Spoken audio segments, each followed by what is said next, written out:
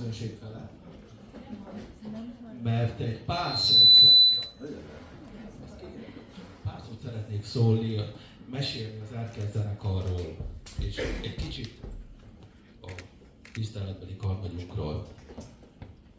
1950-es évek elején alakult a Bakony Műveknek egy fúvós zenekara, akik részt vettek rengeteg városi rendezvényen, és olyan jó muzsikáltak, hogy a 70-es években a város úgy döntött, hogy magáévá teszi, és elkezdi támogatni a csapatot.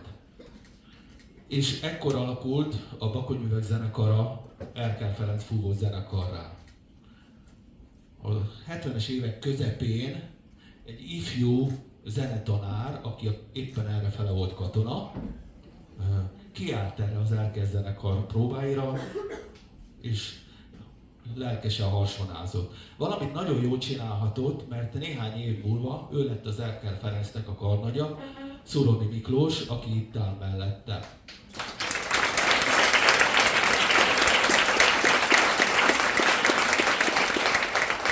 A 70-es éves közepén egyébként meg más esemény is történt, mert hogy volt egy másik lelkes karmester kollega, Környei János, aki Miklóssal együtt elkezdte szervezni az úttörő zenekart, mert akkor még így hívták, amiben én már ifjú legényeként részt vettem.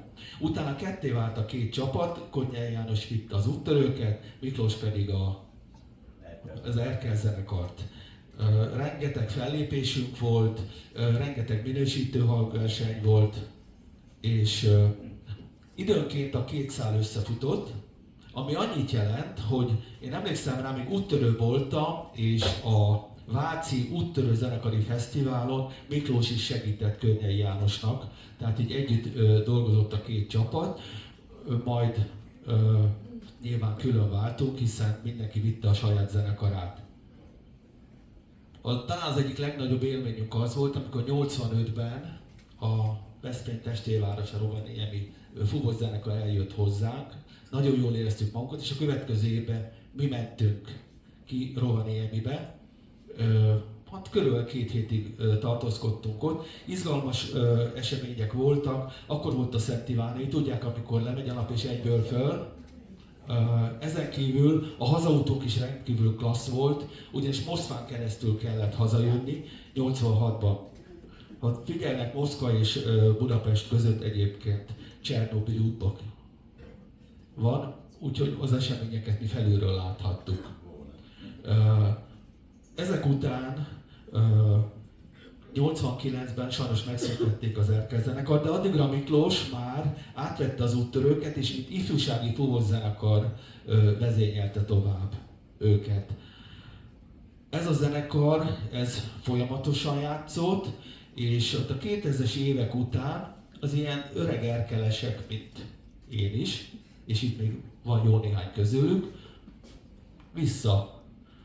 nyűszörögte magát, és képzeljék el, én, mint ifjúsági zenekaros, 50 évesen beültem, kiderült, hogy ilyen öreg legény van még jó néhány egyébként a csapatban, úgyhogy amikor elmentünk kirándulni, akkor a Miklós mindig öreg legény csapatokat alkotott, külön elrakott minket. Nagyon szép idők voltak.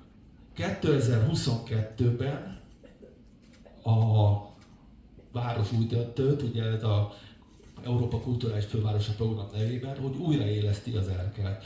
Akkor már fiatal karmestereket kért fel, de mi úgy gondoltuk, hogy a mai este az egy nagyon jó példa lesz arra, hogy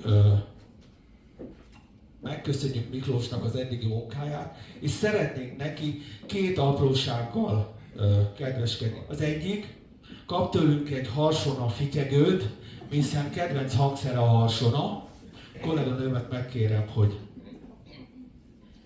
hogy tűzze föl neki.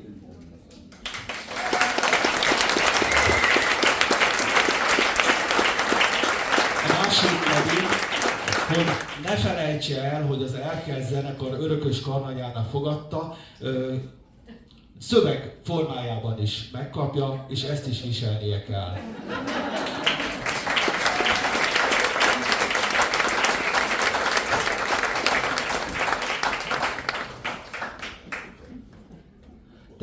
kedvéért.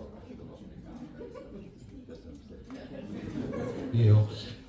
Már csak egyetlen egy pici mozzanat van hátra, hogy Miklóst megkérjük, hiszen ő is ajánlkozott erre, hogy mint őserkeles, mint az Erkel örökös karnagya, a méltó utódnak adja át a pálcát Hajman Péter jelenlegi karnagyunknak, és hát hogy is mondjam, fogadja szívébe, és támogassa továbbra is a zenekart.